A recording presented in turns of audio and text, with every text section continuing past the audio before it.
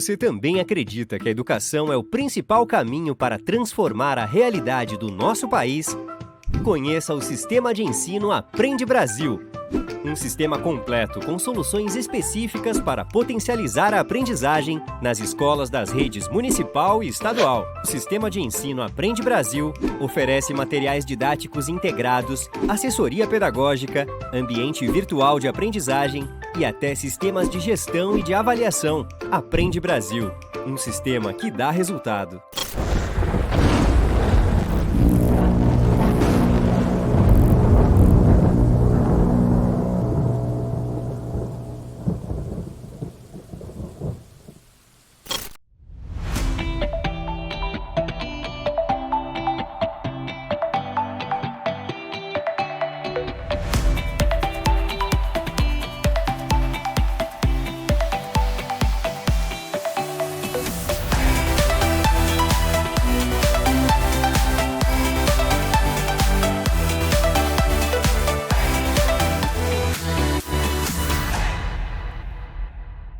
Bom dia, boa tarde, boa noite, boa madrugada. Para você que é ouvinte, para você que é telespectador do podcast e eu com isso, que nos acompanha no Spotify, no YouTube e através das rádios do interior do estado que nos acompanham, que nos dão essa audiência maravilhosa e qualificada.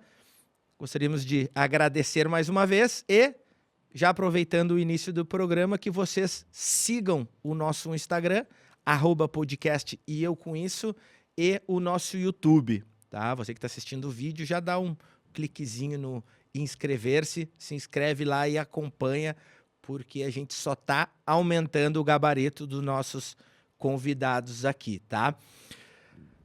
Tendo em vista que nosso público é muito qualificado, trouxemos aqui hoje, em parceria com um dos nossos patrocinadores maravilhosos, a Aprende Brasil, professor Robson.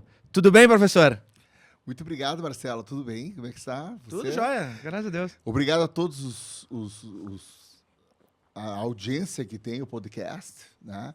E eu acho que esse nosso papo de hoje vai ficar muito interessante, porque eu falei para o Marcelo há pouco, se eu conseguir mudar a visão do Marcelo, que é, né, sobre língua portuguesa, eu acho que consegui mudar a visão de todo mundo, porque a língua portuguesa ela tem mudado muito nos últimos anos, né? Eu trabalho com língua portuguesa nas escolas, nos sistemas de ensino, enfim, tem elaborado materiais bem diferentes do que nós estudamos. Uhum. É importante saber, porque às vezes o pai quer ajudar a criança fazer com que ela aprenda como ele aprendeu.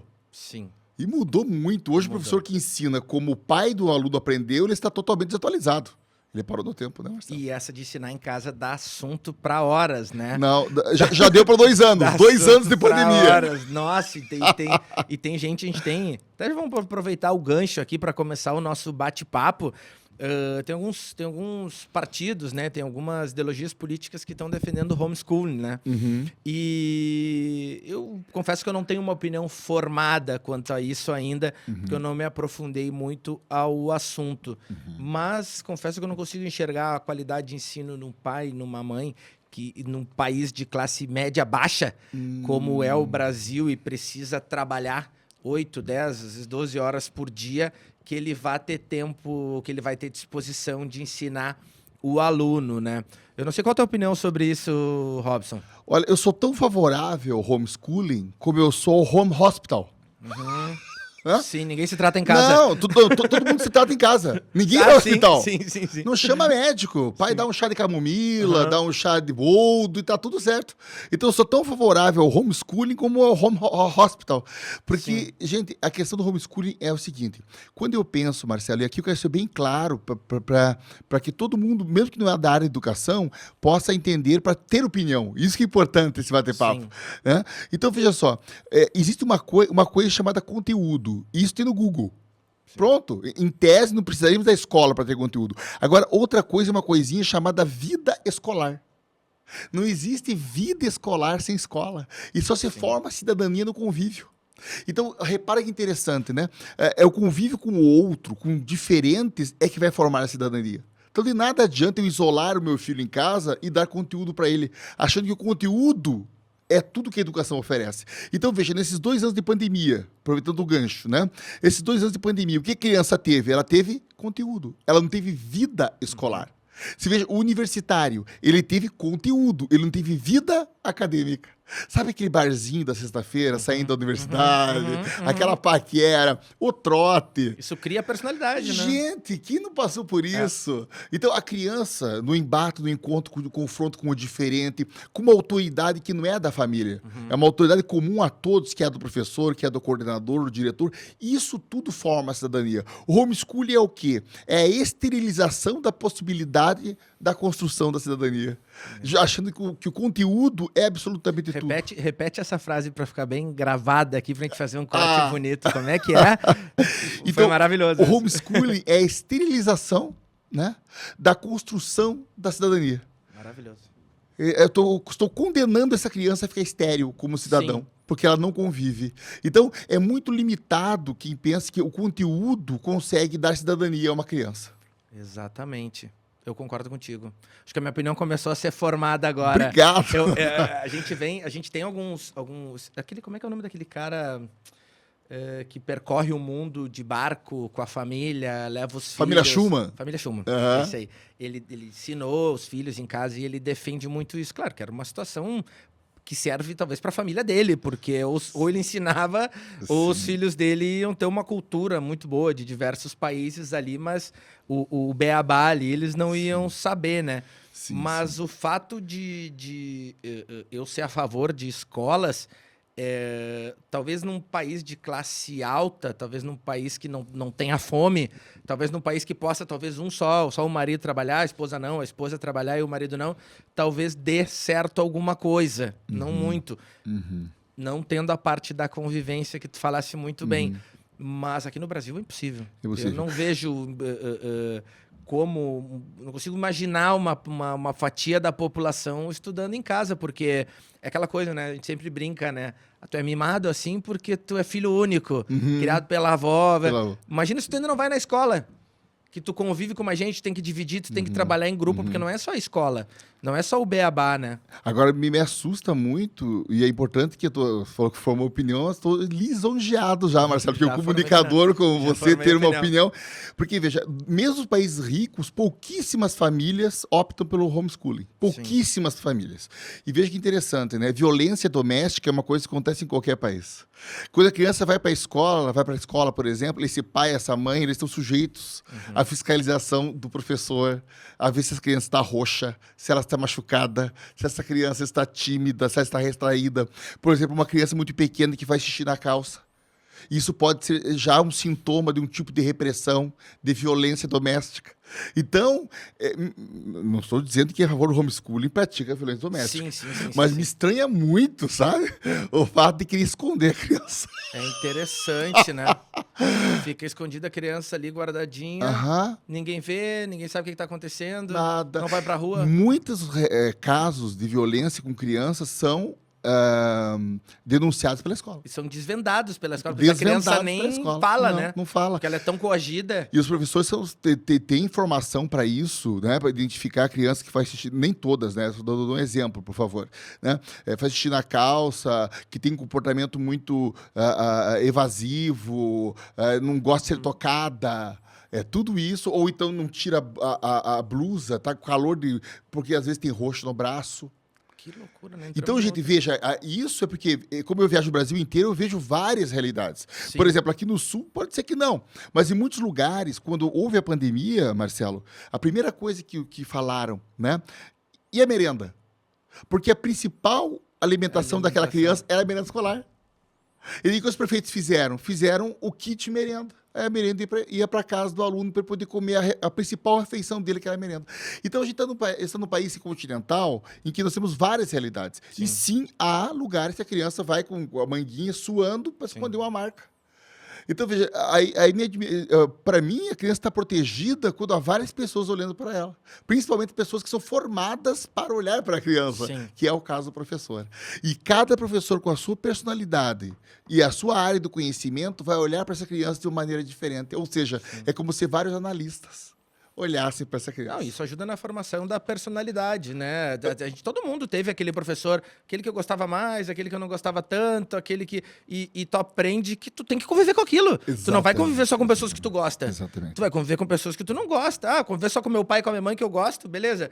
Mas e quando eu tiver que ir pro mercado de trabalho, quando eu tiver que disputar uma vaga numa entrevista, quando tiver que abrir minha própria empresa, que eu vou ter que conviver com aquele chefe que era o professor, sei lá, de geografia, que eu não gostava.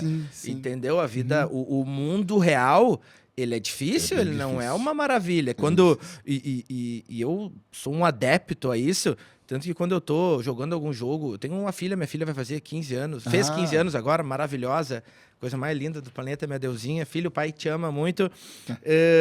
Só que eu não dou arrego. A gente tá jogando baralho, a gente tá jogando banco imobiliário, a gente tá jogando jogo da vida. Na hora de negociar lá no banco imobiliário, lá, ela tem que negociar o país dela lá, Dubai. O meu irmão lá que joga com a gente fala, eu te ofereço Angola, mais R$50 e quero comprar o Dubai. Ela olha, pai, o que eu faço? Eu digo, te vira. Ela, pai, se eu errar, se errar, tu erra só essa vez. Eu não ajudo ela em nada. Vai que errou, perdeu. Ai, pai, perdi. Na próxima tu já sabe, na segunda já não erra. E para usar um argumento, aliás, documental, veja só, nós temos toda a lei de educação, 5692/714024, agora a LDB, né, e agora a BNCC, todas elas são favoráveis ao convívio social e que a escola educa para a cidadania. A cidadania só se constrói na coletividade. E aí na BNCC trouxe uma contribuição chamada educação socioemocional. Inclusive, a editora Aprende Brasil tem um material de educação socioemocional para isso, né?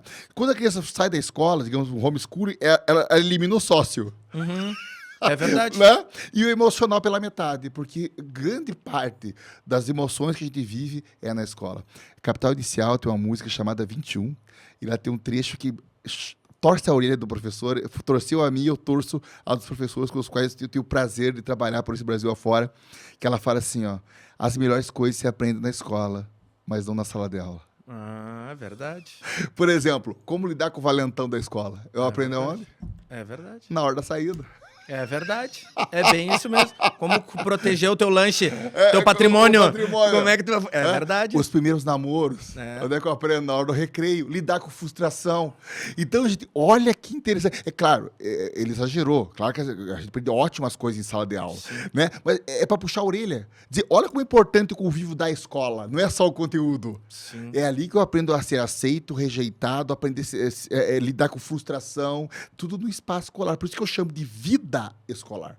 Sim. Então, sem vida escolar, não é escola. Vamos aproveitar esse trecho do Vida Escolar antes da gente falar do livro vamos. e do intuito do nosso bate-papo aqui. Vamos. Questão da vida escolar. O Voltaire, que toca o programa junto comigo aqui, ele tem uma bandeira, eu sempre digo para ele, Voltaire, quando tu for candidato a deputado estadual, ou a deputado federal, ou vereador, seja lá o que for, a tua bandeira vai ser educação, porque ele é apaixonado por educação, ele sempre traz muitos dados, muitos números quanto à educação no Brasil e principalmente aqui no Rio Grande do Sul, né? Que legal. E ele e tu falou em convivência escolar. E eu tinha falado para ti agora, alguns minutos atrás, a questão de o pai e a mãe trabalhar a turno integral. E a gente tem esse déficit muito grande no Brasil e no estado. O Rio Grande do Sul, pelo que o Voltaire falou, se não me engano, está entre os 2 ou 3 estados que menos tem aulas de turno integral. Entendeu? Não sei como é que tu enxerga isso. O turno integral, ele é demais... Ele seria interessante, seria bom pela alimentação, seria bom só para deixar a criança lá usar como tem um diretor do ramo imobiliário que usa o depósito de criança, usar aquele segundo turno como um depósito de criança para a criança ficar lá. Tu vê uma importância nisso? Olha, o termo que tu usou, depósito de criança, Marcelo, é uma coisa... eu vou partir daí, porque foi tão inteligente... Que podemos partir daí para a resposta. Veja, eu não vou falar nome de políticos, né? Mas teve um político gaúcho, inclusive, que criou uma das escolas de excelência no Rio de Janeiro de tempo integral. No Rio de Janeiro. Rio de Janeiro. Que funcionou durante um bom tempo e não foi depósito de criança. Por quê? Veja só, além do conteúdo programático que as escolas seguem, que as escolas têm, né, no seu turno, que a gente chama, o contraturno, ele serve para quê? Desenvolver atividades de arte, atividades esportivas, atividades, fazer as tarefas de casa, porque muitas vezes a criança não tem o suporte em casa para fazer as tarefas de casa. Então o aluno vai para casa no final, isso num contraturno que não é depósito de criança, mas é que é estimulador de habilidades e competências, ele vai para casa com a tarefa feita, trabalhos resolvidos, esporte realizado, educação física bem coordenada, arte aprendida, bem alimentado, né? E esse aluno não tem outro compromisso em casa, senão o convívio com a família naquele espaço que lhe resta. Sabe? Além disso, em populações de vulnerabilidade, afasta a criança e o jovem do tráfico. Porque a criança fica o tempo todo na escola e à noite vai dormir, vai conviver com a família, etc. O pai está presente, o pai está presente, não é o traficante que cria. Não é o traficante que cria. Então, veja, é uma ideia maravilhosa. Vai demandar investimento do Estado? Vai demandar investimento do Estado. Mas, veja, escola em tempo integral é um sonho antigo. É um sonho antigo do Darcy Ribeiro, é um sonho antigo... até eu falar o nome, Leonel Brizola. É só pesquisar, né? Os seus CIEPs do Rio de Janeiro. Os CIEPs foram uma ideia muito boa, funcionou durante um bom tempo, e eu acho que agora funcionaria melhor ainda com as ideias que nós temos, porque reparem, você que está ouvindo, Marcelo, que teve aula, arte só se trabalha o básico quando dá tempo. Sim. Literatura, só o básico quando dá tempo. Educação física, pouquíssimas aulas por semana. Né? Jogar bola. Jogar bola, joga pelota lá. No nosso tempo era assim. Sim. Hoje, educação física é dividida em dança, expressão corporal, esportes, né? Uma série, as artes cênicas, a criança vai aprender a fazer arte dramática, né? Artes plásticas, artes visuais. Quer dizer, olha quanta coisa dá para colocar no contraturno para formar um ser humano, né? Digamos, mais sensível. E aí uma coisa que eu gosto de falar, Marcelo, que é o seguinte, né? Você está falando até agora pro coordenador Marcelo, da editora Prende Brasil, isso, que veio comigo de Curitiba até aqui, que um animal, para viver, ele precisa de algumas condições. Ele precisa de água, comida, né? Um habitat e relação sexual para perpetuar a espécie. O ser humano, o que o diferencia dos outros animais? É que mesmo tendo água, comida, habitat e relação sexual para perpetuar a espécie, ele ouve uma música. Sim. Ele lê um livro. Ele olha para um quadro. Quer dizer, o que é inútil é que torna o ser humano diferente dos outros animais. Exatamente. A utilidade aproxima. O inutensílio... Tá ruim conversar contigo aqui, Robson. Tá ruim conversar com o Robson aqui, porque o Robson ele fala uma coisa inteligente atrás da outra, aí tu fica pensando assim, puxa vida. É o estímulo. Não, tu tá falando e metade eu tô prestando, e metade eu já tô pensando em outras coisas. É o inutensílio. Então, que loucura. Essa palavra é do Paulo Leminski, inutensílio que torna o ser humano humano. Sim. Que nos tira a condição animal, da violência, do espancamento, da miséria. Não só a miséria material, mas a miséria espiritual.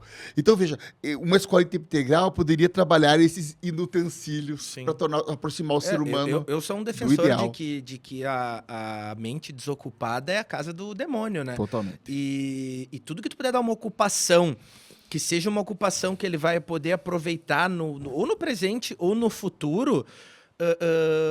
Cultura nunca é demais, né? Cultura nunca é demais. A gente tem aqui um co-host, né, que apresenta o programa com a gente, que é nosso amigo e tem apresentado o programa com a gente aqui, que é o Armando Perim. Se tu assistiu o episódio dele, foi um episódio de umas 3 horas ali, que tem um conhecimento cultural gigantesco, né? E o conhecimento cultural dele permitiu com que ele utilizasse todo o conhecimento cultural dele para ser um cara humilde.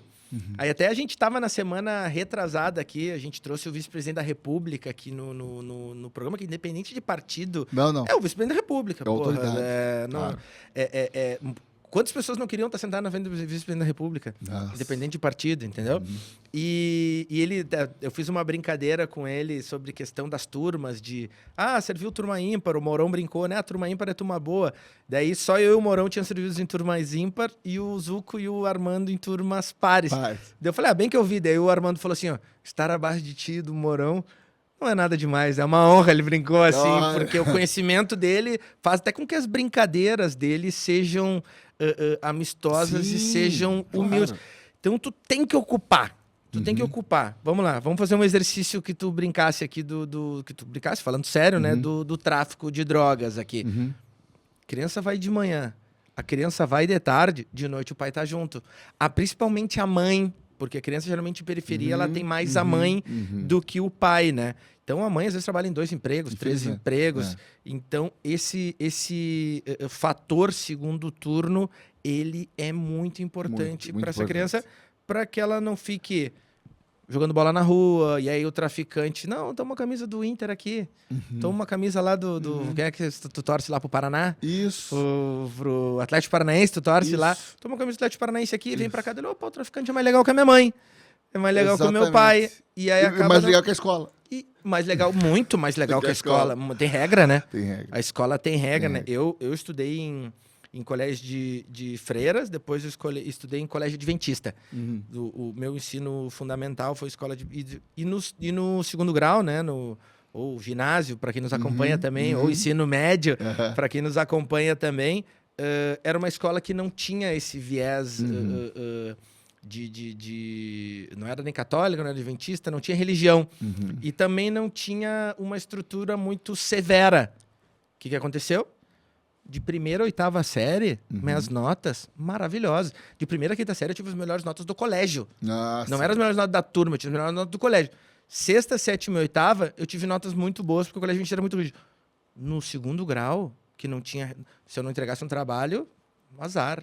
Se não fizesse aqui, azar. Em cima. O que aconteceu no primeiro ano? Eu rodei em 5 matérias. Graças autonomia. a Deus, meu colégio tinha dependência, porque eu não entregava os trabalhos e foda-se. Autonomia não entregou sua. o trabalho, vai embora. Bem isso. Não tinha esse regramento. Então, tu ter um regramento também é muito interessante. Muito interessante. Desculpa interrompê-lo, mas só para não encerrar, você que decide, você que é o chefe. Não, tu aqui, que manda aqui. Né? Tu que então, manda. veja só, em relação ao integral, só para a gente bater o martelo com alguma coisa que fica.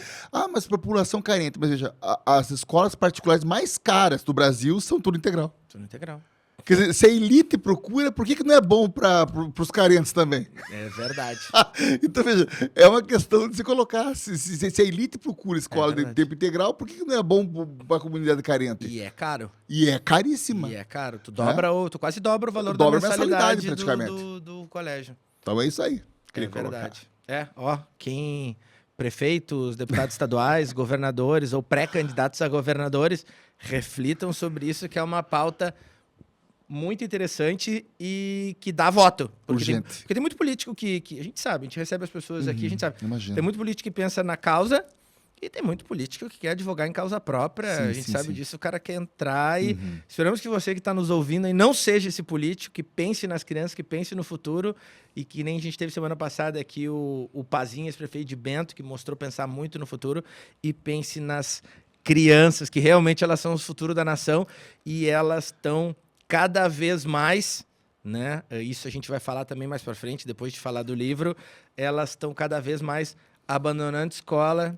Então, no segundo grau, a gente tem visto muito com essa ideia de fique rico fazendo isso, não precisa estudar. Os caras largam no primeiro ano e vão montar um site na internet, vão montar um curso e estão largando a escola e tu vê o curso é tudo, que nem a gente estava falando aqui, para mim fazer, para mim comer e não sabe nem falar direito. O nosso livro, fala do nosso livro aí, Robson. Bom, eu lancei um livro há um tempo chamado, que inclusive é Leitura em Movimento da Letra ao Letramento, que faz a diferença entre alfabetização e letramento. Nós tivemos na semana passada um encontro na FAMURS, né? Eu tive a honra de ser convidado pela editora Aprende Brasil para estar lá, falando justamente sobre a questão do letramento. E as escolas ainda confundem muito, apesar do letramento ser uma ideia velha, né? Seria uma novelha, digamos, né? Essa é uma novelha da década de 90, mas ele ainda não foi aplicado. Então, veja, a ideia é que só que se alfabetize. O que se entende por alfabetização? O domínio do alfabeto, ou seja, a ideia de que o som da fala pode ser representado por letras, e que essas letras formam palavras, frases, períodos, parágrafos, textos, né? Só que, veja, a alfabetização é um processo do letramento. Sim. É o primeiro. O letramento é o quê? Ensinar a entender. Uma coisa é mandar ler. Para mandar ler, não precisa ser professor. Sim. Qualquer um fala, leia. Quantos de nós aqui, que são os ouvintes aqui, odeiam literatura, fala literatura, chega até a dar convulsão, né? Sim. Porque lembra, por exemplo, de Machado de Assis, Porque lembro, por exemplo, de Graciliano Ramos, que foram obrigados a ler. Por quê? Porque o professor mandava ler. Supondo que, mandando ler, o aluno entendia o que era, né, o que estava escrito. Mas eu não posso partir disso, porque, veja, um bilhete simples como retire o frango do congelador para o almoço é uma coisa simples, é a linguagem cotidiana. Agora, a literatura é a sofisticação da linguagem. Quer dizer, uma pessoa que está ainda ali na fase do bilhete para retirar o frango, passar por uma sofisticação com uma literatura, é um pulo muito grande. Então, por exemplo, uma diferença. A alfabetização é a criança ler a palavra casa. Ele já pensa em house, onde ele mora. O que é um aluno letrado? Um exemplo. É o aluno que entende que casa é o lugar que ele habita, o que ele mora. É o lugar onde coloca o botão da camisa. É a casa do botão. Quando os temperos se harmonizam, eles casam bem. E ele casa amanhã. Ou seja, vai constituir matrimônio. Então, olha aí, ó. Então, nós estamos aprovando alunos. Eu pensei só a casa. Não, mas, só a casa. mas isso é normal, Marcelo. Sim. Isso é normal para todo mundo. Porque, veja, nós somos alfabetizados assim. Sim. Nós tivemos uma única visão de uma palavra. Eu estou falando aqui de uma palavra. Você imagina frases, páginas e páginas. Aí eu mando ler Machado de Assis em casa. Aí eu mando ler Érico Veríssimo, aproveitando que estou aqui em Porto Alegre, né, em casa. Ele não vai conseguir nunca. Porque, como eu disse, literatura é a sofisticação da linguagem. Ela não é a linguagem cotidiana. Então, ela é muito mais difícil para ser compreendida. Então, veja, esse é o aluno, a diferença entre alfabetização e letramento. O letramento é a multiplicação de sentidos. Então, esse aluno, ele consegue ver num texto muito mais coisas do que um aluno meramente alfabetizado. O que tem acontecido, Marcelo? Acredite se quiser, as escolas alfabetizam até o terceirão. Mandam ler. Como se a mera sistematização alfabética o levasse a ter todas as ideias da palavra casa, o que não acontece. Né? Aí, em biologia, ele aprende como é que é mesmo aquela estrutura que reveste o caramujo, como é que é mesmo... Casulo, mas casulo é diminutivo de casa? Sim. Isso é básico. Quer dizer, veja, olha quanta coisa. Não, a gente vive, na verdade, de decoreba, né? De decoreba e angústia. De decoreba, porque não se entende nada, se decora, aquele que decora mais passa nos concursos, e tudo passa no vestibular. Pelo letramento. Então, veja, qual que é a ideia, né, que os materiais didáticos estão tentando reverter agora, esses esforços por esses encontros, essas formações, as palestras, né, os materiais didáticos, reverter esse processo. Quer dizer, alfabetizou até o segundo, terceiro ano, ótimo, agora vamos partir para o letramento até o terceirão. Para esse aluno chegar na universidade, e isso é muito comum, falávamos há pouco, quantos de nós chegamos no primeiro ano da universidade e não conseguíamos ler textos técnicos? Tivemos que ler 3, 4 vezes uma página para poder entender, porque o texto acadêmico, né, o descritivo, né, o texto argumentativo, descritivo, ele é um texto organizado, científica, lógica, que usa termos que você tem que abstrair. Se você não consegue abstrair os termos, você não consegue entender o texto. Então, esse aluno deveria chegar no ensino superior e ler com muita facilidade os textos técnicos. Ou seja, que é um aluno letrado. Então, essa é a grande questão. E nesse livro eu trato sobre essa questão do letramento e como preparar aulas que levem efetivamente essa criança a ser letrada. Então esse livro ele é para professores. Para professores. E eu trabalho com letra de música, como exemplo. Então, eu peguei vários autores, compositores de música, nacionais, né? Porque só se vai... isso é uma regra da linguística, né? Eu só posso trabalhar um texto em língua materna, porque eu só vou trabalhar um texto em língua estrangeira se eu for escrever em língua estrangeira para alunos de língua estrangeira. Sim. Porque não existe tradução em linguística. Não existe. Porque um texto, ele é feito por palavras. Se eu troco a palavra pela outra, não é mais o mesmo texto, embora fique sentido. Sim, sim. Olha que loucura! Então, é louco. Não, então, quando eu leio a tradução do Guns N' Roses, ou a tradução do Bob Dylan, não é Bob Dylan. Né? Sim. Não, e tu tá falando aqui, eu tô pensando, né? Eu sou muito a favor de que isso comece desde cedo, né? Porque eu noto hoje no auge dos meus 37 anos, ainda para a sociedade, vamos dizer que eu tô na metade da vida. Não é nem isso. Chegando na metade da vida agora. Mas quando eu tinha lá meus 7 anos, 8 anos, o que eu escutava eu aprendia. Hoje, para tu aprender qualquer coisa, alguma coisa de uma tecnologia nova que vem, é muito mais difícil, requer mais tempo, tu não absorve, tu não é aquela mesma esponja de quando tu era com 5, 6, 7 anos. Não. E aí tu pensa assim, beleza, vamos dar esse livro aqui sobre o letramento para os professores. O cara já tá com 26, 27. Se ele começar a ver agora, vai ser muito mais difícil do que se ele começasse a ver, já tivesse um trabalho de base, né? Veja. Claro que uma hora tem que começar, né? Tem que começar. Agora, eu falo em tecnologia muito em relação a isso, a educação, a tecnologia, né? Muita coisa. Agora, o que é tecnologia? Uma coisa que a gente tem que pensar. O Zygmunt Bauman, que é o filósofo polonês que nos deixou há pouco tempo, acho que ele não quis passar a pandemia conosco, e ele dizia o seguinte, questionava o que era tecnologia. Porque, veja, lousa é uma tecnologia, né? Lousa é uma tecnologia, a quadra de esporte de uma escola é uma tecnologia, o professor é a principal tecnologia. Quem não percebeu isso nesses 2 anos de pandemia não aprendeu nada com a pandemia sobre educação, né? Agora, veja, claro que a tecnologia ajuda. Editoras possuem plataformas com uma série de atividades. Só que, veja, vou falar das que eu conheço, né? A plataforma da editora Aprende Brasil, por exemplo, ela está ali para ser trabalhada de que forma? A plataforma está ali como suporte digital para a educação. Passa pelo professor, que é aquele que vai mediar o trabalho até chegar no aluno. O problema é quando o professor vira a tecnologia, vira o digital, que foi o que tentamos nas aulas remoto, que não funcionaram. O ensino remoto não funcionou porque a internet, o ciberespaço, ela é só um meio. Ela não é o recurso didático, ela não é o meio é o professor, é o presencial. Esse que é o meio que ocorre a aprendizagem, esse que é o meio. Ela é só um recurso. Então, quando o professor vira recurso, não funciona. Então, veja, o professor pode usar a internet, mas ele sai para mediar esse portal de tecnologia em relação aos alunos. Aí funciona a tecnologia como meio de alfabetização, tanto alfabetização como letramento. Né? Agora, se for da criança pequena de 7 anos, permite só um detalhe. Preparar uma aula para uma criança. Vamos lá. Você que é pai que está em casa, ou você que é aluno, ou você que tem criança pequena em casa, ou você que é criança e está ouvindo esse podcast, vamos lá. Né? Por exemplo, eu quero contar uma piada. Preparei uma aula porque o professor é empolgado. Ele prepara uma aula, tá? Uma aula de piada. Vou contar uma piada para a criança. Aula de piadinha. Vai ser uma aula maravilhosa. Né? Os pais vão ligar para a escola elogiando minha aula.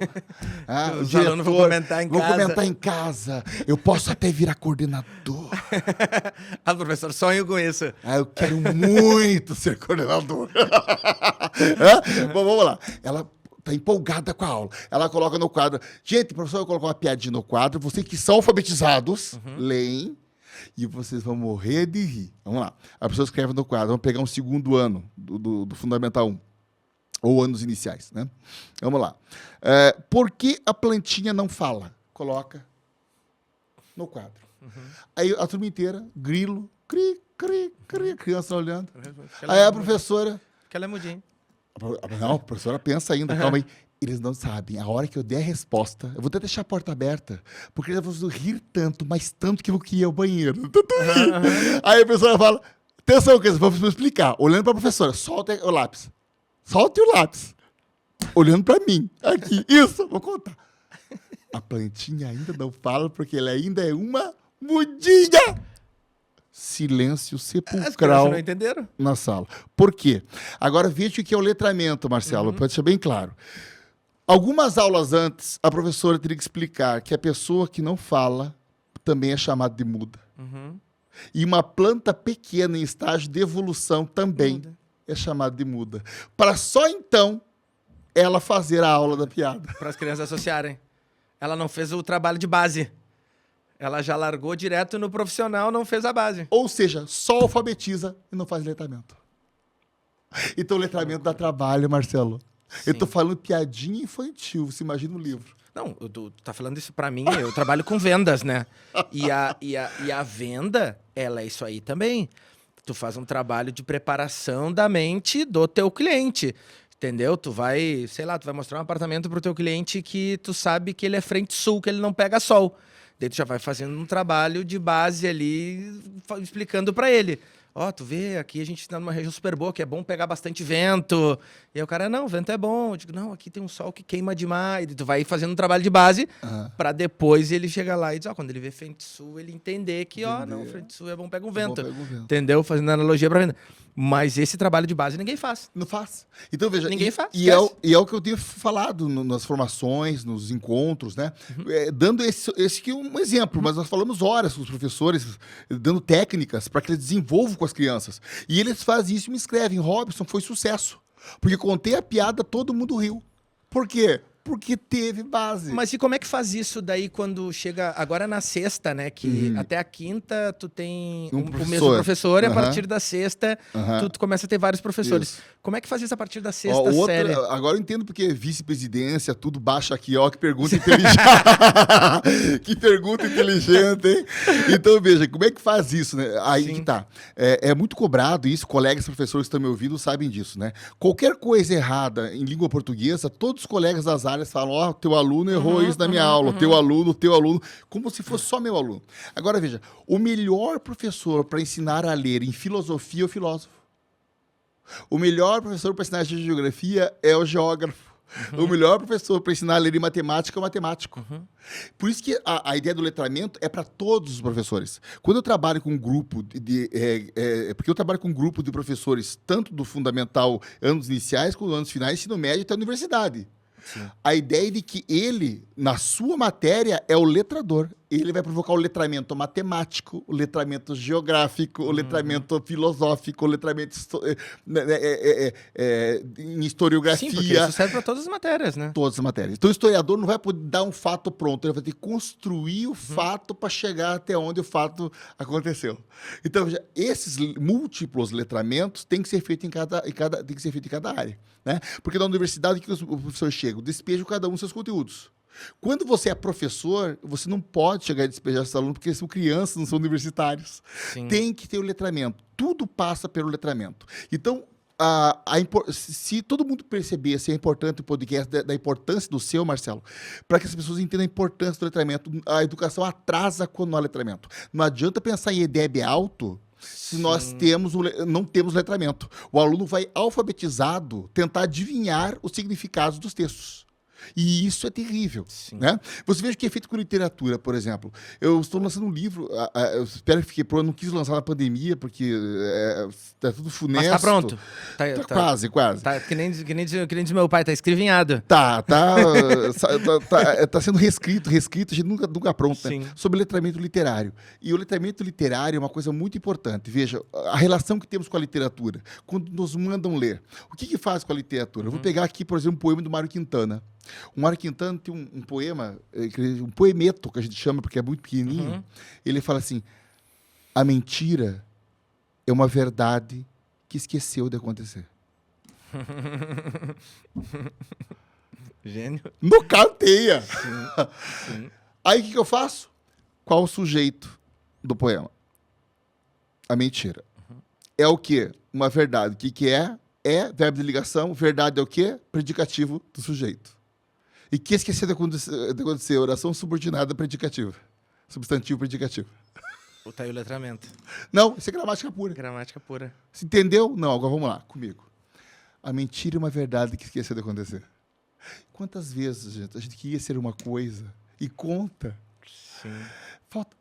Quase aconteceu. Sim, tá aí Olha a ideia, ele chegou do outro lado da verdade. Sim. Ele foi de A de alfa a ômega. Então, veja, ela só esqueceu de acontecer. Era verdade. Só que esqueceu de acontecer. Quantas coisas da sua vida esquece de acontecer? Um abraço que esqueceu de ser dado. Um beijo que esqueceu de ser dado. Sai da caixa, vai lá longe. Vai. Porque todo mundo fala do primeiro beijo, mas ninguém fala do último. Sim. Você veja, nem o cinema fala do último beijo. Sempre o primeiro beijo. Então, quantos últimos beijos não foram dados? quantos. Sim. Aí começa a amar a literatura, aí começa a entender. Mas aí tu enlouquece. Mas, Tu enlouquece. mas aí o Imagina a menino chega vida voando. agitada que o cara tem. Para. O teu cérebro uma hora vai entrar em erupção. Aí eu entro no multiverso. Essa ideia do multiverso. A escola tem que ser esse espaço de reflexão. Ele não vai ter isso no rádio. Com músicas tocando o tempo todo na cabeça dele em alto volume. Né? Uma coisa, uma discussão que estamos tendo aqui, bem proveitosa, na minha opinião, foi uma coisa mais interessante aqui, né? Tipo, dessa manhã. Né? Nossa discussão aqui. Estou levando para Curitiba, no peito. Agora, outra coisa é que a música tocando o tempo. O mundo está muito estriônico. Falta um espaço para falar sobre isso. Né? Por exemplo, Paulo Leminski, agora puxou para a minha cidade, ele tem um poema que ele diz assim, ó, tudo claro, ainda não era o dia, era apenas o raio. Aí, professor de física usa esse poema para trabalhar com o raio acontece na velocidade de até 370 km por segundo. Então, esse raio acontece 370 por segundo... Aí eu contextualizei, usei um poema e puxei. Não, você não usou o poema, você massacrou o poema, você não trabalhou o poema. Sim. Agora, vamos lá. Tudo claro. Era o dia, não era o raio. Às vezes você espera tanto uma coisa acontecer na tua vida, Marcelo. De repente, ela acontece e olha. Não, era só o raio. Como numa noite que você... Tudo claro, você acorda, achou que amanheceu. Mas escurece tudo de novo, porque ainda não era o dia. Era só o raio. Puta que pariu.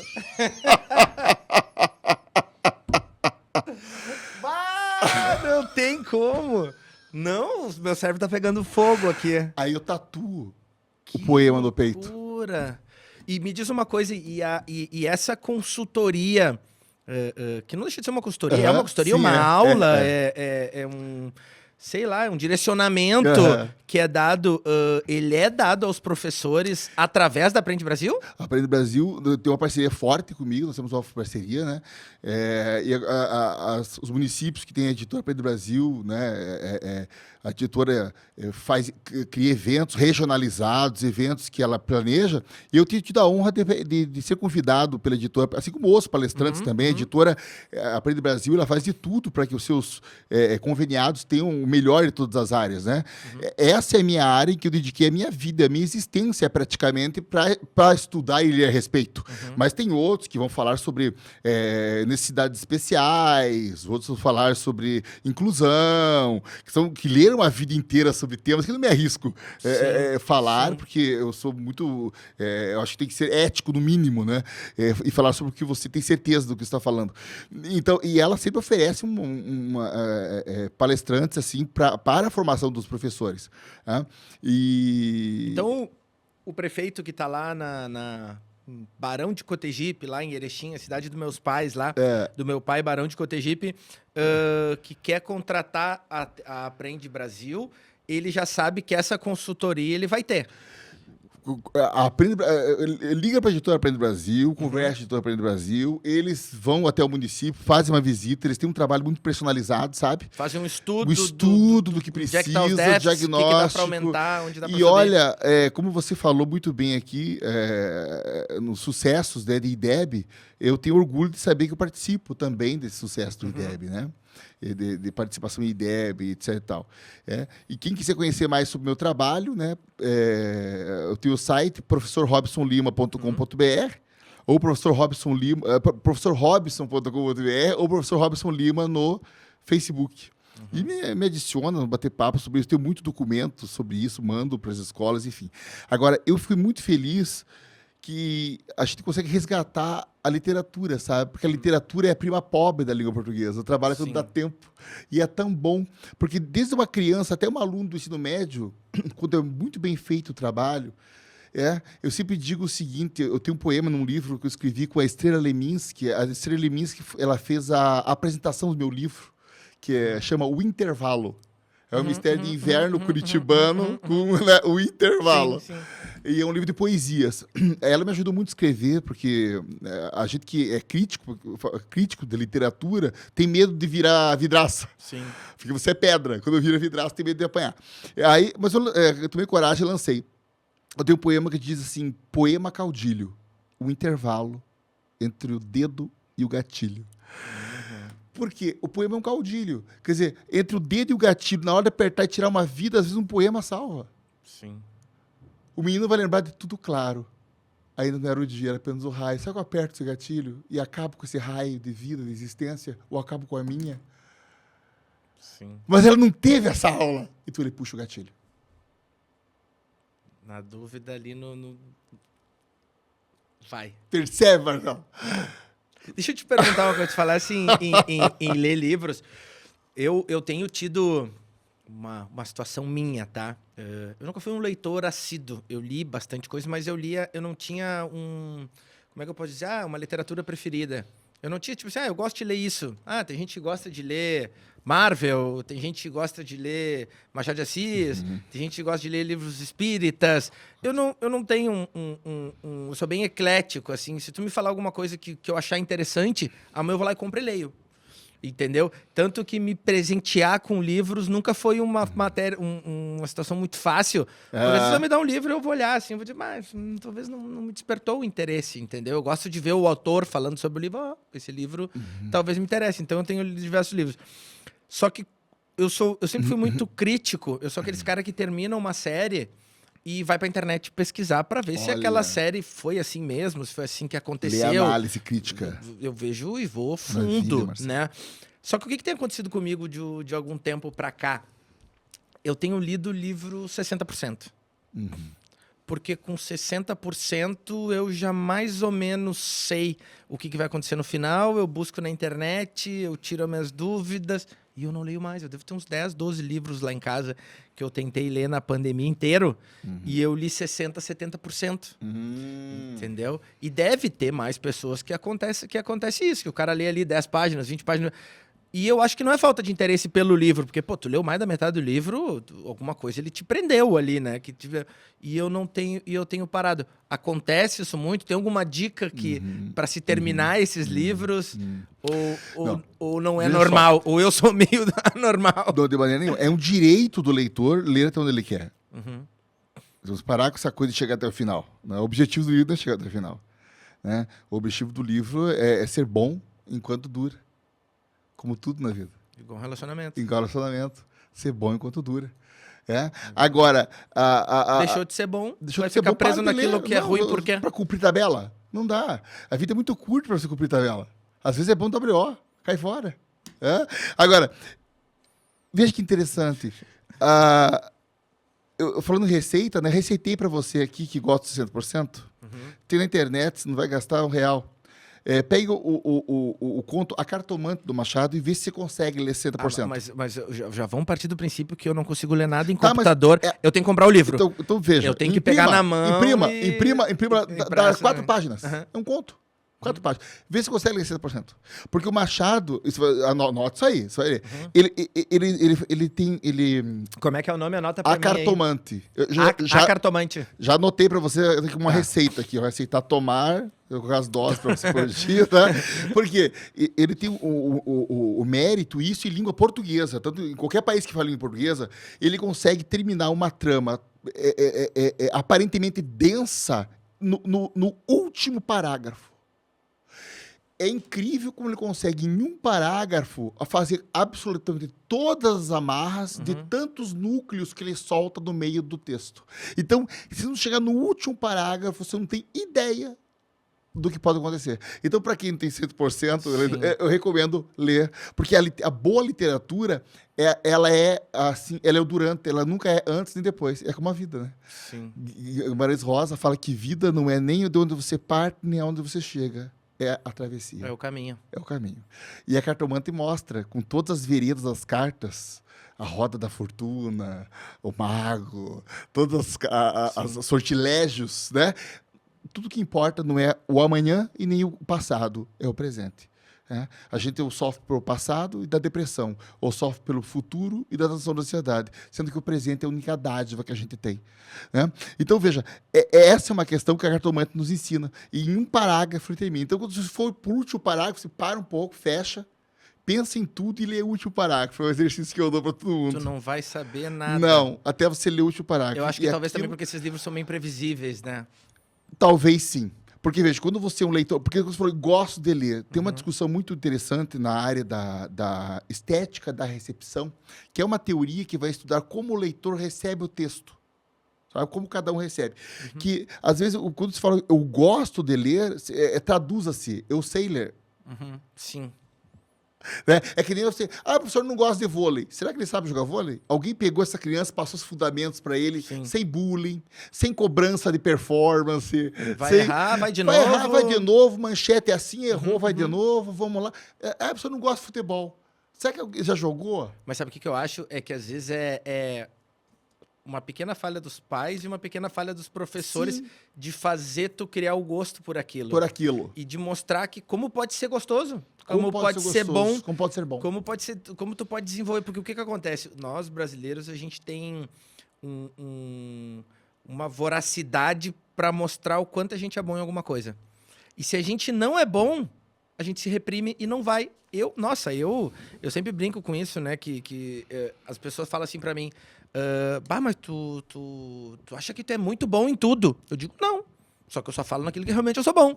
A gente sempre brinca assim, eu digo, eu sempre brinco, no ping-pong eu sou imbatível, ninguém me ganha. Ah, porque tu é craque, não sei o quê. Porque... Eu digo, não é, que no ping-pong realmente sou bom. Agora, se quiser jogar sinuca comigo, eu vou perder, que eu sou ruim. Então eu sei naquilo que eu sou bom e naquilo que eu sou ruim. Só que eu invisto muito mais tempo naquilo que eu já tive um pouco mais de facilidade. Então por que eu fiquei muito bom no ping-pong?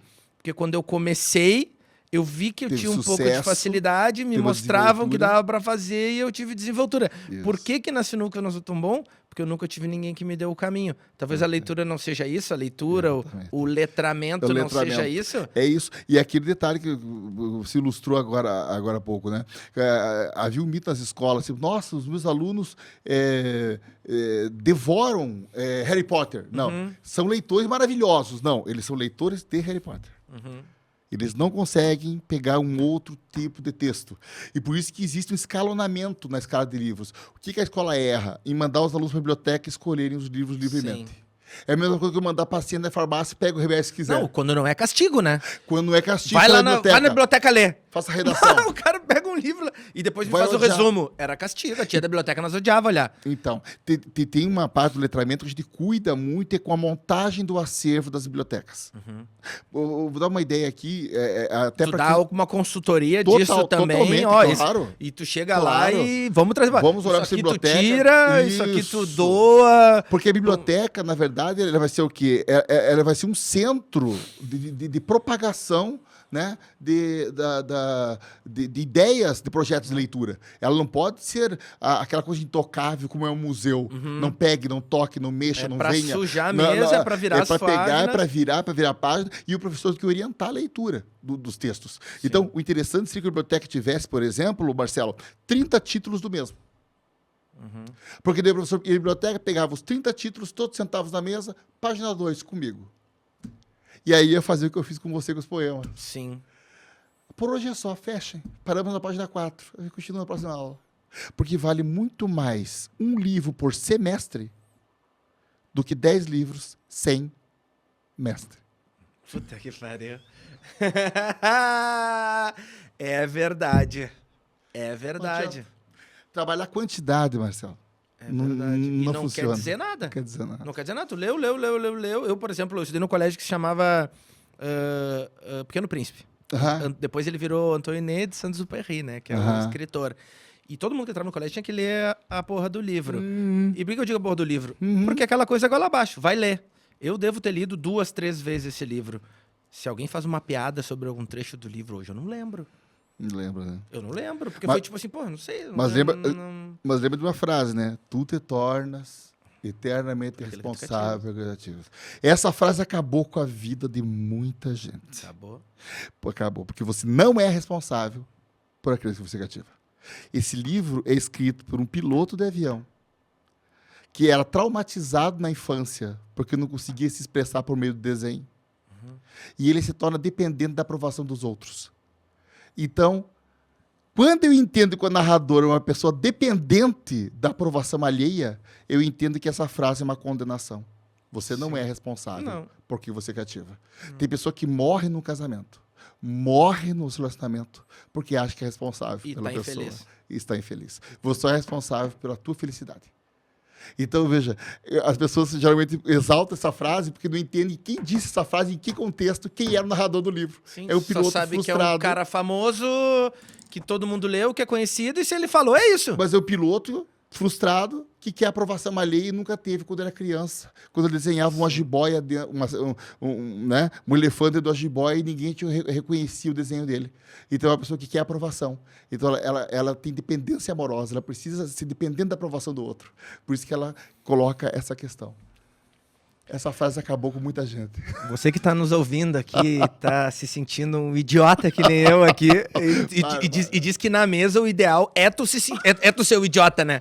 Diz que o legal numa conversa é tu ser o idiota, né? Se tem 5 pessoas e tu não identificou o idiota, é porque o idiota... E diz que é bom, né? Tu ser o idiota Marcelo, da mesa. E se tem alguém ouvindo aqui, perguntou assim, ouvindo nosso papo sobre literatura, sobre educação, tudo, perguntou, e eu com isso?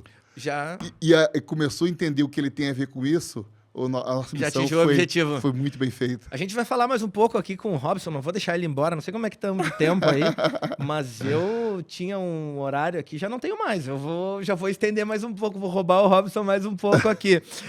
Mas antes a gente vai falar dos nossos patrocinadores aqui. Opa, Primeiro eu quero falar da vamos Aprende lá. Brasil, que é o motivo dessa resenha, dessa conversa que a gente está tendo, esse bate-papo que a gente está tendo aqui, sem regra, sem roteiro aqui, estamos batendo um papo aqui, conversando. Eu estou tirando minhas dúvidas, que provavelmente é dúvida de muitos de vocês, e algumas coisas o Robson tá fazendo o favor de estragar na minha cabeça aqui, de me trazer um problema gravíssimo aqui, mas um problema bom, é um problema que é interessante todos vocês terem.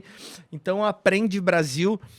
como é que a gente pode classificar? Agora aproveitar que eu tô com um especialista aqui, né? Como é que a gente pode classificar hoje vamos dizer que a gente vai fazer um merchan da Aprende Brasil. O que é Aprende Brasil hoje? Se eu for fazer uma propaganda aqui para minhas próximas edições do podcast, eu com isso, como é que tu classifica Aprende Brasil hoje? O que é Aprende Brasil hoje? Aprende Brasil é o compromisso com a educação pública. Né? Acima de tudo, compromisso com a educação pública. Não é um produto para a educação pública, é um compromisso com a educação pública. Porque a educação pública tem qualidade, eu sempre digo isso nos encontros, quando um aluno de escola pública passa na universidade pública, é uma vitória de um grande time. E ser parte, de fazer o suporte para uma equipe dessa vitoriosa, eu acho que é o grande reconhecimento que a editora tem. E os prêmios que a Editora Aprende Brasil já ganhou no ramo de escola pública, como um dos primeiros nomes a serem pensados em relação à escola pública, eu acredito que é devido ao mérito, desde os autores do material até as equipes que visitam, o trabalho do Marcelo, que coordena as equipes, o investimento que eles fazem em palestras, né? Eu e tantos outros palestrantes que eles contratam para fortalecer o time e oferecer para os professores o que há de mais interessante para fazer pensar. É o momento que o professor não está preparando aula e não está ministrando aula. Ele está tendo ideias. E ali ele vai anotando. E daí na semana que vem a aula está recheada. E é essa a ideia. Precisamos de tempo para pensar, né? Para pensar. A gente age muito e não pensa. E nessa pandemia, então, ninguém pensou nada. 99% agindo e 1% pensando e preparando aula à noite, madrugada, Marcelo, gravando prova. Então, aquele momento que para e ouve é aquele momento que ele anota e tira ideias e vai mudando as práticas pedagógicas que eles têm. Né? Então, Aprende Brasil seria até um chamamento. Brasil, se invertir. Sim. Aprende. Brasil, sim. Vírgula, aprende. Exatamente. Então, o compromisso que a Aprende Brasil tem com o ensino aqui no Rio Grande do Sul, eles trouxeram o professor Robson de Curitiba. Eles podiam muito bem ter pegado um professor daqui, né, Marcelo? Um professor... vamos pegar um professor parceiro aqui, não. Trouxeram o professor... Tem bastante gente boa e mesmo assim trouxeram o professor Robson lá de Curitiba pra gente, de forma honrosa, recebê-lo aqui. Então, Aprende Brasil é um dos parceiros aqui do nosso podcast. A gente tem também Termas Romanas, para tu que é lá de Curitiba, lá do Paraná, que não conhece, ou talvez possa até conhecer, não. Mas o Termas Romanas, ele é o único resort do Brasil com águas salgadas, águas termais salgadas. Roberto Argenta, que é pré-candidato ao governo do estado, que tem um compromisso muito grande com o desenvolvimento do Estado, com empregos. As fábricas dele, da Calçados Beira-Rio, são todas aqui no Estado. Já fiz um merchan para Calçados Beira-Rio aqui também. Ele é o proprietário do Termas Romanas, achou águas termais salgadas lá, que são medicinais, é bom para coluna, bom para dor. São, se não me engano, são 6 ou 7 piscinas. Uau. E dessas, 5 são salgadas, elas saem debaixo da terra a 45 graus e elas se mantêm na piscina a 37. Então, para tu passar o dia ali, tomando uma espumante, tomando uma cervejinha, curtindo o dia, Termas Romanas é um lugar maravilhoso, tá?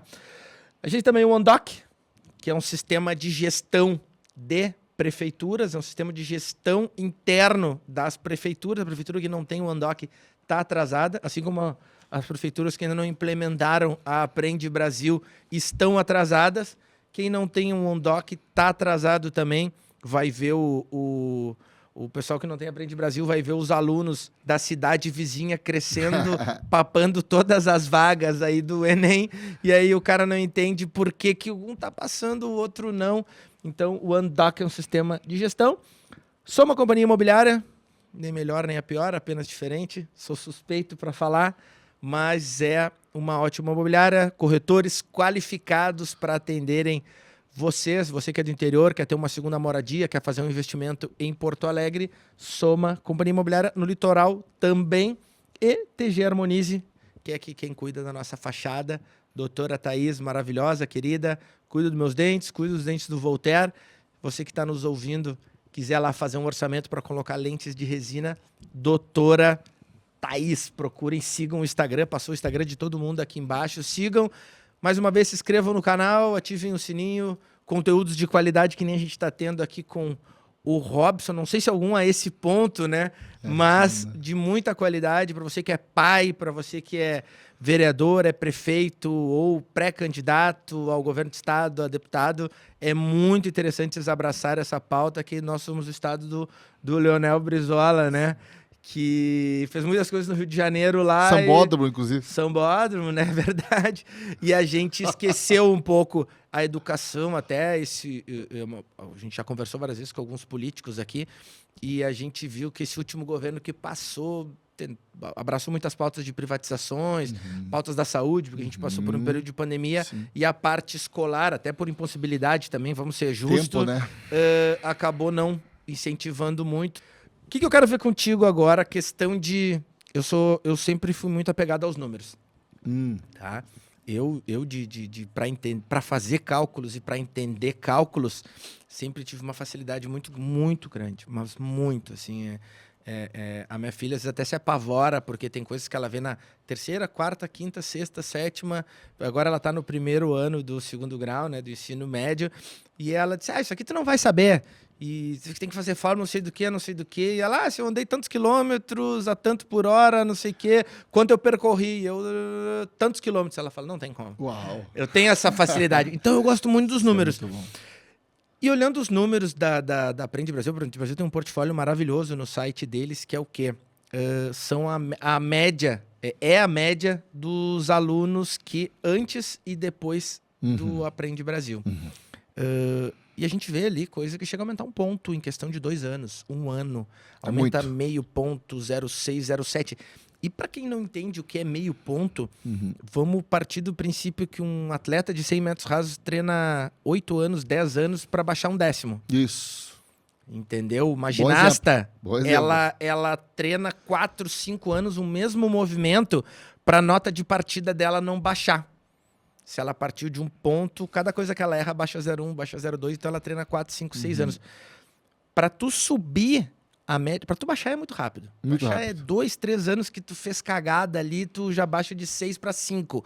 Para tu subir é terrível, é carregar um saco de cimento lomba acima. Isso. E a gente vê nos resultados da Aprende Brasil que de 5,5 para 6,1 em 1 ano. De 6,5 para 7,3 em 1 ano. Não teve nenhuma escola que Aprende Brasil entrou e a escola decaiu a média. O prefeito, o governador que não está vendo isso é um maluco. Ele tem que ver isso. Pô, ele tem que querer que os alunos dele tirem notas melhores. A que se deve esse aumento de 0,5, 0,7, essa diferença de 2 anos atrás para agora, por exemplo? Veja só, usando o exemplo que você deu, você citou esportes individuais, né? Agora, veja, trabalhar com a equipe de professores, né, que é gigante, cada um com a sua formação, cada um com suas virtudes e vícios. E todos têm seus vícios, enfim. E daí cada professor trabalha com 30 e poucos alunos. Sim. Então, para aumentar os segundos, os décimos, é muito mais difícil do que o corredor individualmente, estando sozinho. É mais difícil. É muito mais difícil. Então, veja, isso requer um time, todo um suporte, né, forte. Então, veja, tanto o material didático voltado ao letramento, voltado às boas práticas, agora proposto pela BNCC, já atualizado de acordo, porque tem material que não está atualizado, ou está em vias de atualização. O material do Aprende Brasil está de acordo com a BNCC, né, com a proposta. Também tem um time de assessoria de área que o professor tem dúvida, ou liga para tirar dúvidas, ou então há treinamentos nas cidades, em cada área, né? Há trabalhos com os professores de área por área. Então, alguém de língua portuguesa vai trabalhar língua portuguesa, matemática. Cada área do conhecimento vai lá para afinar o coro, né? Ainda tem um portal que os professores podem utilizar para tirar atividades, trabalhar com o aluno no laboratório de informática, para casa. Há um livro de habilidades socioemocionais que também está vindo aí, junto com o Aprende Brasil, material para trabalhar essas empatia, coisas que a BNCC já vem aventando desde o início da sua publicação, né, da sua homologação. E, além disso, as escolas participam de eventos como palestras. Sim. Aí eu e tantos outros palestrantes que a editora contrata, ainda para dar mais um subsídio, além de todas as formações. Então, veja, é todo um conjunto de informação. Não adianta soltar o material e falar, tchau, te visito o ano que vem. Sim. O pessoal deve achar que não, toma aí, lê. Isso. Lê, não entende nada e lê, vai aumentar um ponto. Vê o que você faz. Aí não dá. Então, veja, o que é a parceria? Eu acredito, né? A parceria é você trazer o material, mas acompanhar o trabalho com o material. E aprender muito com os municípios. Sim. O que a gente aprende quando viaja, né? Em vários municípios, é muito. E esse aprendizado soma. Né? Vai somando e a gente vai dividindo com o Brasil inteiro. Então, veja, eu acredito que o trabalho que eu tenho acompanhado da Editora Brasil, que eu já acompanhei de perto, é esse trabalho de soma. Não deixar o cliente sozinho, nem na festa, né? E nem na crise, nem na hora que precisa. Quer dizer, acolhê-lo na hora que precisa e celebrar na hora da celebração. Tudo na vida é gestão, né? Gestão. A gestão da nossa vida, de tempo, de quanto tempo eu vou dedicar para minha família, quanto eu vou dedicar para o meu trabalho, quanto eu vou dedicar para os meus estudos. E a educação, ela não é diferente, né? Não. A educação, tu tem que saber o que está acontecendo, que a escola do lado, os alunos estão tirando 7 e a minha, os caras estão tirando 6. Que diferença que tem essas crianças para essas aqui? Exatamente. E quando tu vai lá na gestão, tu começa a entender. Eu acho que é aí que entra a Aprende Brasil. Porque o secretário precisa de apoio, tem lá apoio, todo o apoio que precisa, tecnológico, apoio das áreas, apoio consultoria. Então, o professor não está abandonado, porque o que acontecia até um tempo atrás, algumas editoras, por exemplo, entregavam um livro, quando era PNLD, etc. Tal livro, boa sorte. Aí o professor pegava cada um de acordo com o seu. Claro que o município planeja. Tem um planejamento. Só que do planejamento, todo mundo sabe, né? Do planejamento à execução, gente, nós temos o deserto do Saara para atravessar. Né? Aí cada um vai tocando conforme for e não conseguimos formar um time para alcançar esse segundo que o corredor alcança. Sim. Não, e outra coisa, e o professor tem que ser cobrado também, né? Cobrado. Porque muitas escolas só vai... Tá, mas peraí, o que está acontecendo que os teus alunos aqui estão tirando tudo 2, 3? Sim. Vamos lá, me mostra aqui o que tu tá passando para ele. Porque o professor, ele é autoridade dentro da sala de aula, mas ele tem que prestar contas para alguém. Prestar contas. Agora, ele tem que prestar contas ali pro secretário de educação, ele tem que mostrar números ali. Isso. E eu tenho, obviamente, isso eu tenho certeza absoluta, os professores... Deve rolar até uma brincadeira entre os professores, tipo assim, ó, meus alunos aqui no vestibular tiraram tudo 9, 9,5. Claro. Isso aí rola uma alfinetada ali, os teus ali tiraram tudo 4. Deve rolar isso aí. Então os professores querem e Aprende Brasil auxilia nisso. Sim, sim. E falo em cobrança, professores. Os professores são bastante cobrados, mas a questão é a seguinte, eles têm apoio para que essa cobrança seja razoável, né? No caso da editora Aprende Brasil, sim, eles têm apoio. Quer dizer, eles têm apoio. Aí a cobrança até diminui, por quê? Porque a questão, o professor bem... Eu, como professor, eu não acredito que o professor seja... há muita pecha, muita... coisa que é atribuída ao professor que eu não acredito. Por exemplo, que ele seja acomodado, não é. Porque quem é acomodado não abraça o magistério, porque a gente não pode parar de ler nunca. Né? Não pode parar de ver sobre psicologia da aprendizagem, como que o aluno aprende, nunca, etc. Tal. Agora, é preciso um suporte. E esse suporte sendo oferecido por editora com formações, palestras, capacitações, portal. Então, o professor se sente o quê? Muito bem suportado. E aí, para desenvolver suas atividades. Quando ele é cobrado, ele tem respostas para dar. Agora, daquele modo antigo, como era até pouco tempo, de joga o livro e se vira, aí realmente é difícil o professor dar respostas. Porque o livro, ele faz perguntas, mas nem todas as respostas o professor pode dar. Tu tem que entender, né? Tem que entender. Tu tem que viver aquilo, né? Que nem tu falasse do Google, né? Porque quem diz faculdade de medicina, né? Você é só ler no Google, e vai lá, abre coração mas tem que viver aquilo. Tem que viver aquilo. Tem que ter uma vivência daquilo para poder formar a tua opinião. E é o compromisso que é difícil. Por exemplo, por isso que eu digo assim que quando eu sou diante de professores, pela editora Aprende Brasil, pelas prefeituras, enfim, é uma responsabilidade grande, porque cada professor, por exemplo, tem uma história de vida. Eu trabalho com professores que já estão aposentados. Sim. E ainda me ouvindo, é porque eu trago algo novo. Sim. Senão eles não me ouviriam. Se foram mais do mesmo, mais daquela coisinha. Ai, no Japão, o único profissional que não se curva para o imperador chato pra caralho. Isso aí eu ouvi na década de 90. Sim. Gente, então... Esse professor precisa de novidade. E é por isso que a busca incessante pela novidade é o desafio que nos move. Excelente. Ótimo. Sabe? Então, eu estava aqui conversando para a gente encerrar e o Voltaire ele trouxe uma ideia que eu achei genial. Dá lá. A gente recebe aqui figuras... políticos, pô, agora os caras vão falar, agora vai ficar chato, você vai falar do presidente da República. Mas é que nos envaidece, claro, né? Tem que falar. E foi um episódio, foi um momento maravilhoso da vida de todos que estavam aqui, né? Só que a gente teve diversos episódios, se não todos, né? É difícil de escolher um filho, né? Que esses episódios, eles foram maravilhosos. A gente recebeu aqui deputados, deputadas, pré-candidatos, que nem estava aqui... que nem a gente recebeu aqui o Pazin, que nem o vice-presidente da República, estava vice-presidente da República e ele é pré-candidato ao Senado. Sim. A gente teve o Maroni, a gente teve o presidente da FAMURS, o Bonotto, a gente teve várias figuras que tem muito... Falaram coisas maravilhosas, né? E a gente sabe que tem muitas pessoas que são auditivas, algumas são mais visuais, algumas são mais sinestésicas, né? Quem é professor entende mais que eu sobre isso. E o Voltaire, ele deu uma ideia. Ele falou, cara, vamos pegar esses nossos episódios da primeira temporada, que foram 20, e vamos transcrever isso para um livro. Uau! E vamos lançar na Feira do Livro. Nem sei se eu podia estar falando aqui, se eu não puder, o Voltaire manda cortar depois.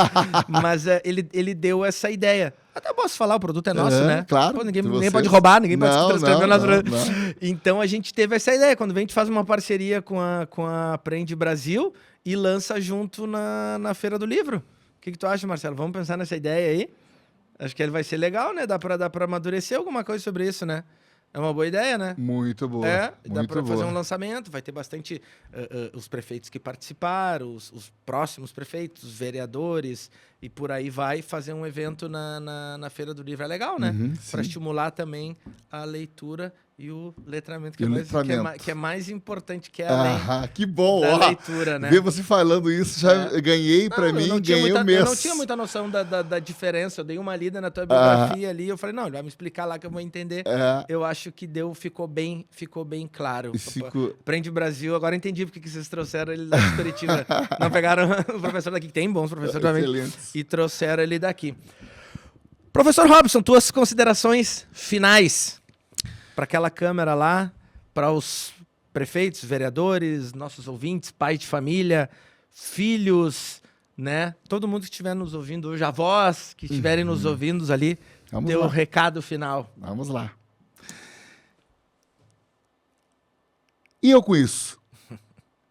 Gente, a poesia marginal, década de 70, produziu poetas fantásticos, o Chacal, Cacaso. E há um poema marginal que eu gosto muito que diz o seguinte: esta noite vai ter uma festa e eu vou dançar até o sapato pedir para parar. Quando isso acontecer, aí eu paro. Tiro o sapato e danço pro resto da vida. A festa da vida está só começando, gente. Um bom baile a todos vocês. E assim, não me sobra mais nada para falar. A gente encerra mais um episódio do podcast e eu com isso, mais uma vez agradecendo a audiência de vocês, a presença do professor Robson, que veio nos abrilhantar aqui com esse poço de conhecimento e poderia ficar conversando mais horas aqui. Quando vê daqui mais uns 2, 3 meses, a gente traz o Robson de novo, né? Ou a gente vai lá em Curitiba e grava de lá, faz um podcast eu com isso de lá. Então, obrigado pela audiência, obrigado pelas rádios que nos acompanham, pelos nossos ouvintes, pelos nossos patrocinadores, podcast e eu com isso. Abraço. Valeu. Brigadão. Se você também acredita que a educação é o principal caminho para transformar a realidade do nosso país, conheça o Sistema de Ensino Aprende Brasil. Um sistema completo com soluções específicas para potencializar a aprendizagem nas escolas das redes municipal e estadual. O Sistema de Ensino Aprende Brasil oferece materiais didáticos integrados, assessoria pedagógica, ambiente virtual de aprendizagem e até sistemas de gestão e de avaliação. Aprende Brasil, um sistema que dá resultado.